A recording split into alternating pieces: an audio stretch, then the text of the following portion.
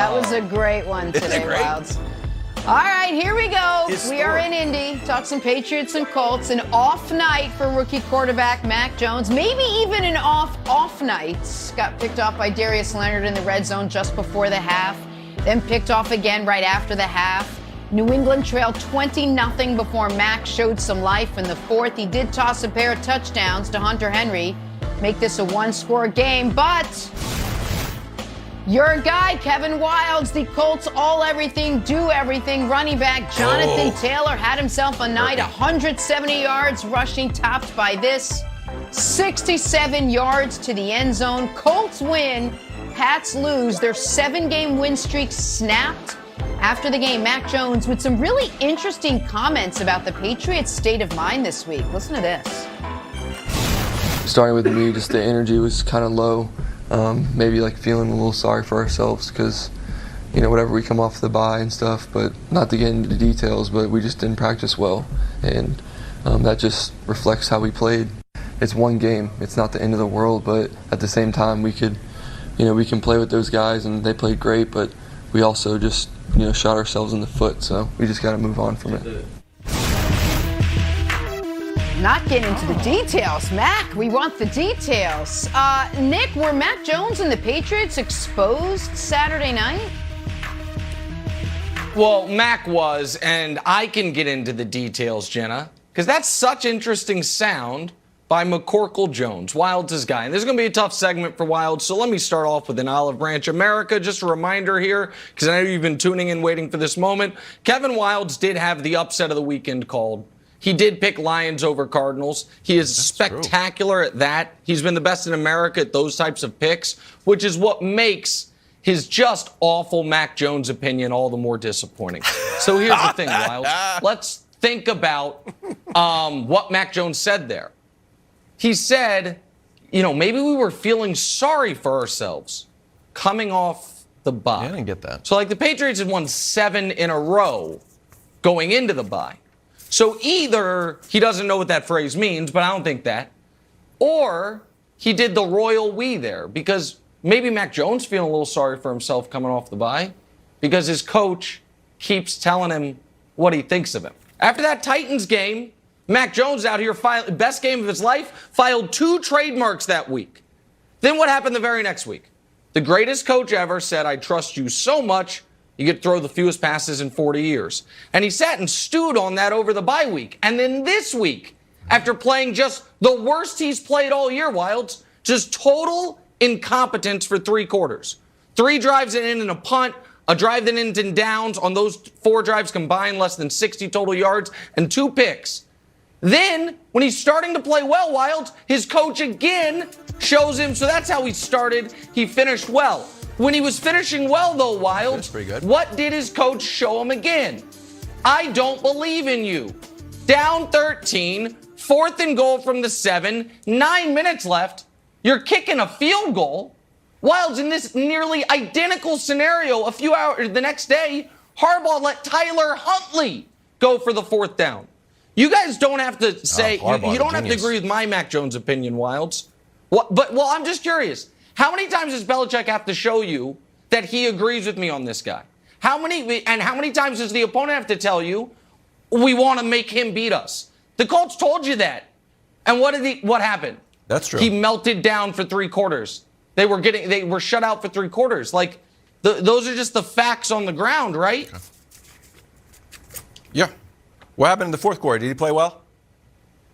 He played well in the 4th quarter, Nick? He never melted down in the first 3 quarters. had a chance to tie or take the lead. Never once. Never once. Not one time the ball in his hands tie or take the lead. Here's the thing about Mac Jones. The trials and tribulations are actually good for Mac Jones.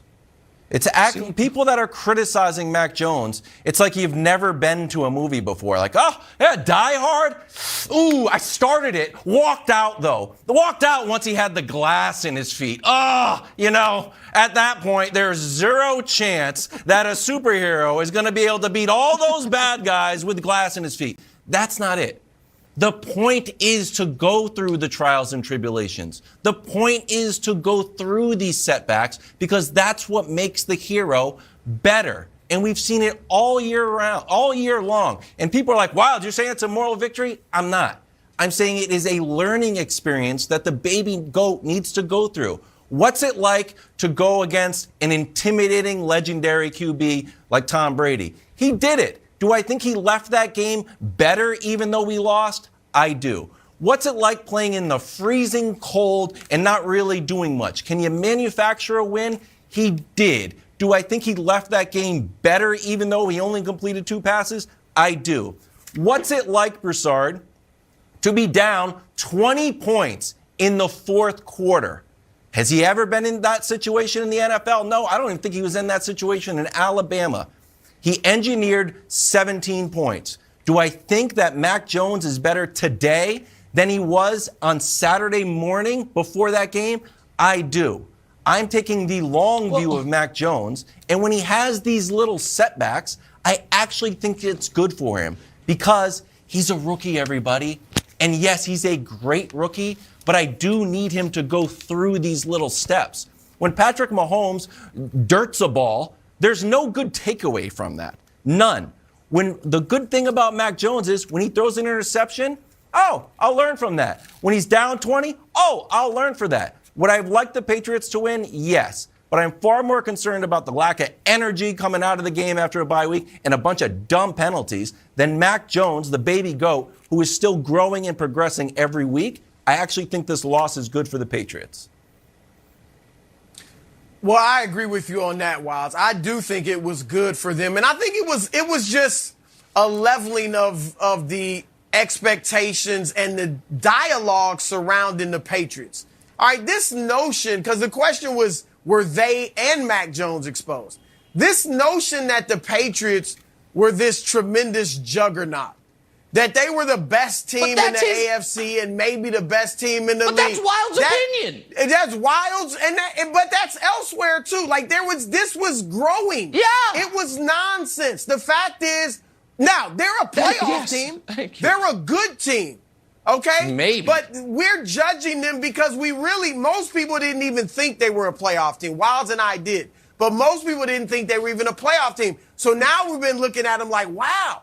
But I called it. Vegas called it. Indianapolis was more desperate. Indianapolis' strength, the run game, was New England's weakness. You could see this win coming from a mile away. New England had won 7 straight games. They're not that good. They were due to lose. And let me say this about Mac quick. Fair. Nick, that was impressive psychoanalysis you did on Mac Jones. About he was feeling sorry for himself because he only got to throw 3 passes. Okay. And not bad. But this notion that Belichick doesn't believe in him, you got to get off of that train.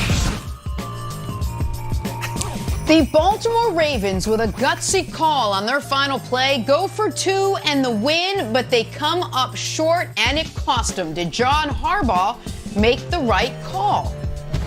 The Patriots' 7-game win streak snapped. Did Mac Jones get exposed in a tough loss to the Colts? And Dolphins D lineman Christian Wilkins scores a touchdown and celebrates in, shall we call it, style. That is how you kick off. Look at my guy. Right look at him. A Monday morning. Fresh. Look at the big guy go. Fresh. Good morning, everyone. Welcome to First Things First. Jenna Wolf, Nick Wright, Chris Broussard, Kevin Wilds. Wild, serious question for a serious guy. Is that, in fact, the best touchdown celebration? Old school, vintage. Oh, it's very good. It looks like Broussard out there in the early 80s, Broussard. You and Roxanne Shante, right. let's go. That's right. Pop locking. All right. We, though, have to start with a shocker in Tampa last night. Saints and Bucks. Tom Brady coming into this one looking to build on his MVP status, coming up against the Taysom Hill-led team. How hard could that be? It turns out very, very hard. The Saints defense were all over Brady in this one. Forced 2 turnovers, sacked him 4 times, just made I should have gotten the iPad. That was just terrible. It's a rough night for the GOAT. The result, a 9-0 Saints win. Just Brady's 3rd shutout loss ever, first since 2006. Evans, Godwin, Fournette, all left with injuries. as the Bucs will have to wait just a little longer now to clinch the NFC South. All right, Chris Broussard, kick us off this morning. Brady was your preseason MVP pick. Did he lose the MVP last night? He only threw it once. We're just going to show it over and over. No, Jenna, not at all. Look, he lost ground. You see, I'm not up here in sunglasses chilling. I mean, this thing isn't in the bag anymore. But he still is the front runner. He still should be ahead. Nick, I'm sorry. I know you're trying to make a late charge for Patrick